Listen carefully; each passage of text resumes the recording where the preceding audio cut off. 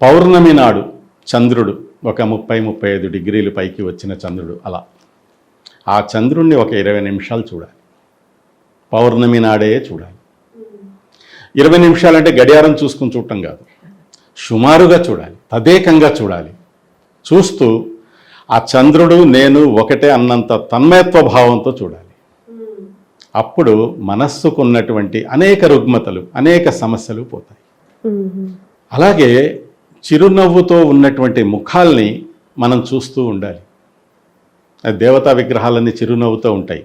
ఒక మన విలేజెస్లో ఉండే గ్రామ దేవతలు తప్ప మిగతా అన్ని చిరునవ్వు ముఖాలతో ఉంటాయి. అందుకని దేవతల్ని తలుచుకోమని చూడమని చెప్తారు. మన ముఖం కూడా యంత్రమే. ఆ యంత్రం ఉన్న ముఖమే అందంగా కనిపిస్తుంది. మామూలుగా అందంగా లేకపోయినా సరే నవ్వు ముఖం, చిరునవ్వు ముఖం అందంగానే కనిపిస్తుంది.